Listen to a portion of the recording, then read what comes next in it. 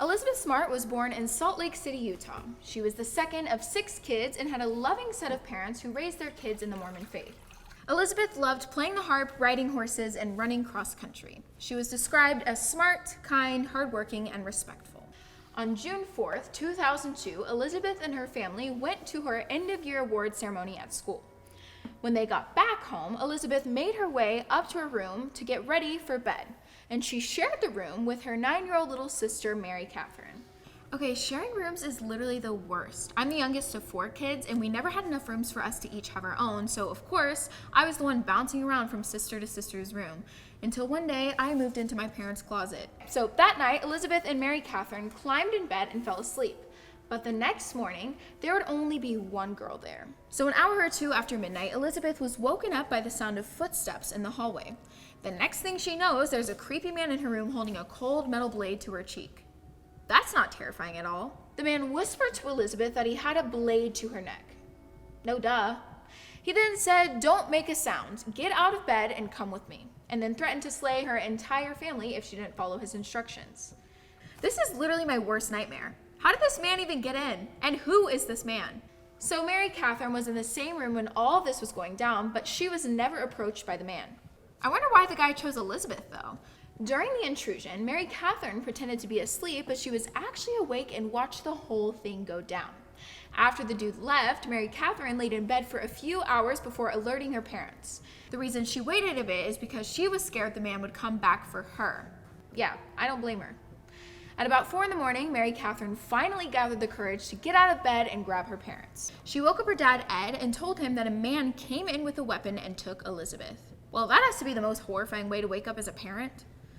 So Ed was freaked out, but thought Mary Catherine may have just had a bad nightmare.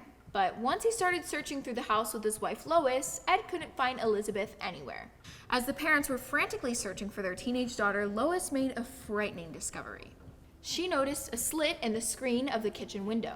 The side door to the kitchen was also unlocked, but Ed was certain he locked it the night before. So now Ed and Lois are probably in full-on panic mode. Someone has definitely broken in and abducted their daughter.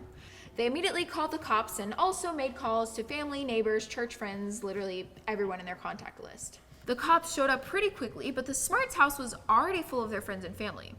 In a documentary about the incident, police actually say Ed may have called his friends and family before calling 911, but Ed insists he called the police first. So the police didn't start restricting access to the house until 7 a.m., about 3 hours after they arrived at the scene. During that time, there were a bunch of people going in and out of the house, so they probably compromised major evidence. What were they doing during those 3 hours though?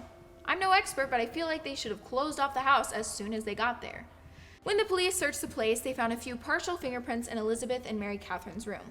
But they didn't know who they belonged to. Investigators spent a lot of time interviewing Mary Catherine since she literally had a front row seat to the abduction. She told investigators that the mysterious perp was a white male who was about 5'8". She said he was wearing light-colored clothes, a golf-style hat, and had a voice that sounded very familiar, but she couldn't put her finger on where she recognized it from.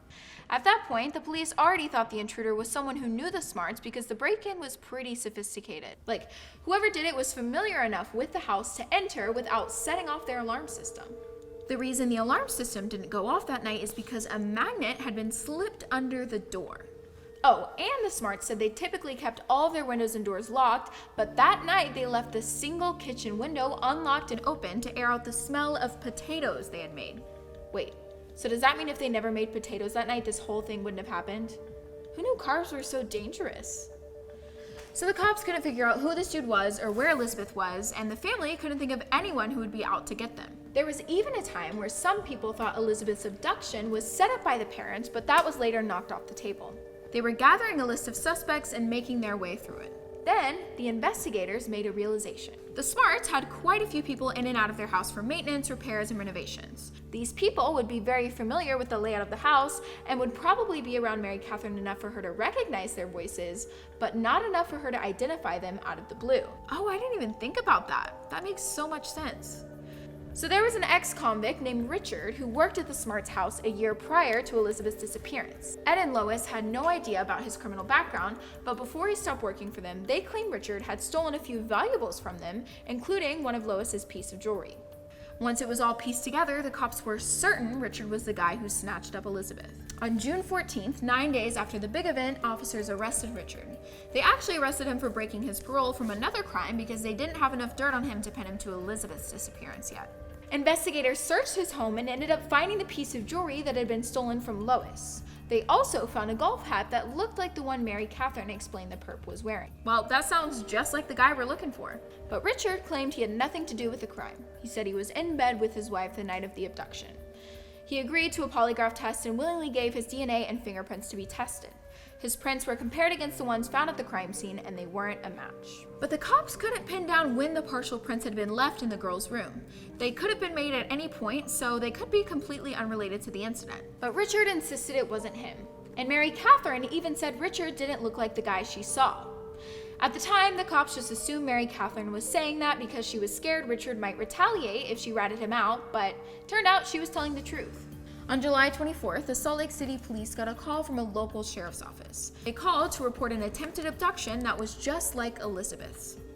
In this scenario, the intruder came into the victim's house the same way, cut window screen and all. But get this, the person that this mysterious creep tried to snatch up was Elizabeth's 19-year-old cousin. Oh, that has to be connected. And Richard is still in jail, so now we know it wasn't him. Oof, this is intense. So Elizabeth's cousin Jessica woke up in the middle of the night after hearing something fall by her window. She noticed someone trying to come in through her window and screamed at the top of her lungs. Jessica's dad came running in and the intruder fled the scene. But the cops weren't quite convinced this was connected. They knew Richard was their guy and just thought Jessica's case was either coincidentally very similar or a prank. Yo, that would be such a bad prank. And how did these cops not see the similarities between the cases? It's so obvious. Like, I don't know of many people who slice window screens and take young girls. Well, while Richard was in jail for his parole violation, he passed out and was rushed to the hospital where he bit the dust. Oh, that was abrupt. So, what are the investigators gonna do now that their main suspect is gone? Well, they didn't do much because a few months flew by and no advancements were made. The Smart family came to terms with the harsh reality that they may never see Elizabeth again, as she was most likely terminated. And that's when Mary Catherine suddenly made a realization. She knew who abducted Elizabeth. She's just now coming clean about it? Girl, that's a bit late. So Mary Catherine was reading the Guinness Book of World Records when she had a realization. She walked into her parents' room one day and said the perp was a guy named Emmanuel. Ed and Lois were so confused. How did Mary Catherine just now put the pieces together? And who was Emmanuel?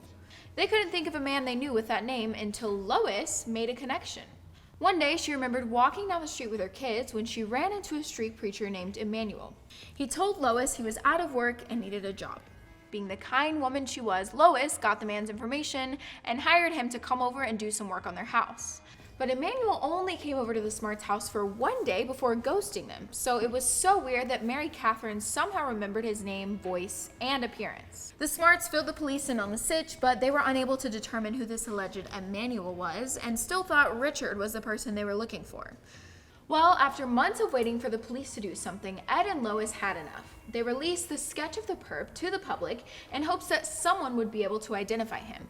2 weeks later, America's Most Wanted included the sketch of the man in an episode. A woman saw the sketch on the show and claimed it was her brother, Brian David Mitchell. Investigators looked up the guy and found out he had been arrested twice in the past year during the time Elizabeth had been missing. But the most recent photos of Brian looked absolutely nothing like the sketch. The sketch was a clean-shaven man with a nice outfit, and Brian had a full-on beard and apparently wore a robe too. Later, we find out that Brian cleaned up his look just in time to take Elizabeth, and then he went back to his whole rugged thing.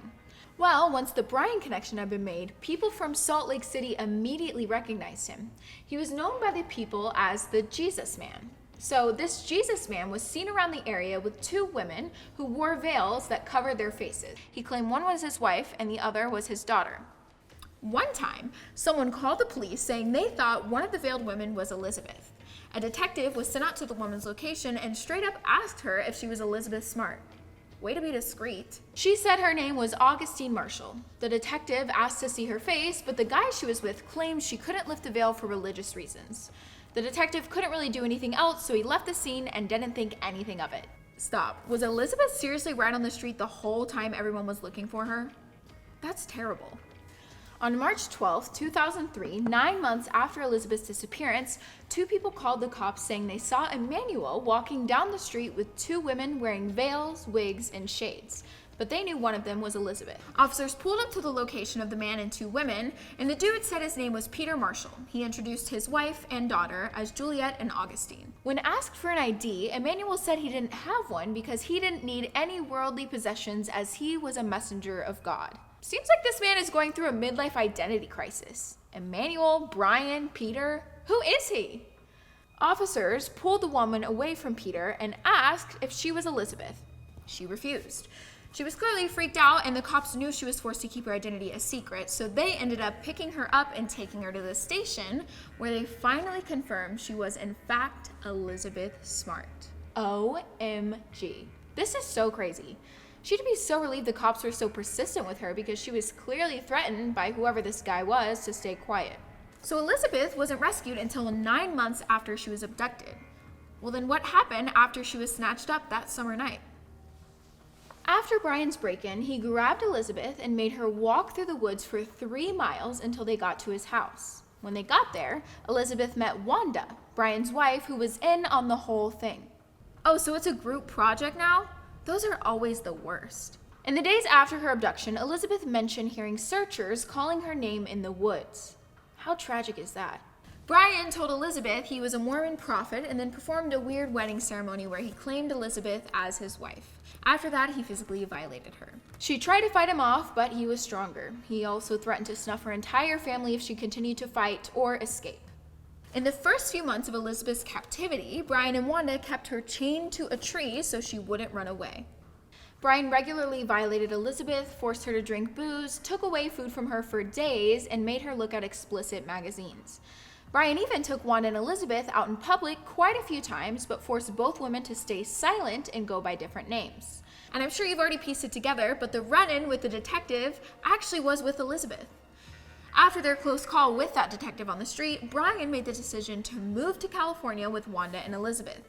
Later, officials found out that Brian believed he was commanded by God to capture 6 other girls between the ages of 10 and 14 to turn into his wives that would help him battle the devil.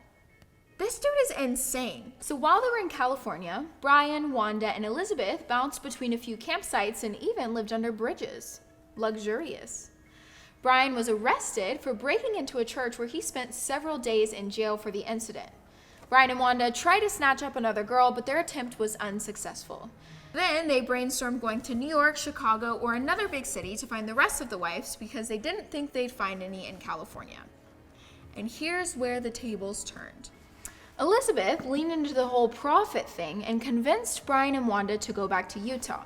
She knew that would be the only place she could potentially be rescued from because the people there knew her. So basically, she told Brian that she was being called by the Lord to go back to Utah, and he agreed.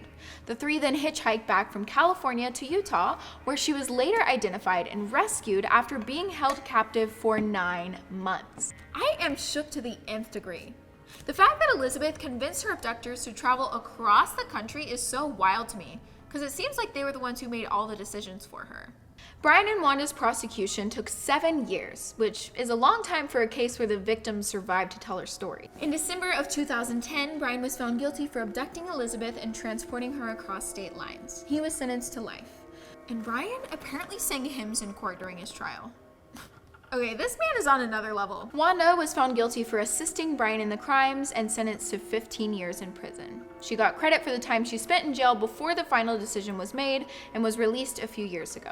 After Elizabeth was reunited with her family, she tried to process and recover from her traumatic experience. She finished high school, went to college for music, and is now married with 2 kids. She continues to advocate for children who have survived abduction and speaks out for victims of violence and abuse. Her story is a great reminder to always trust your instincts and to speak up as a bystander when something doesn't look right.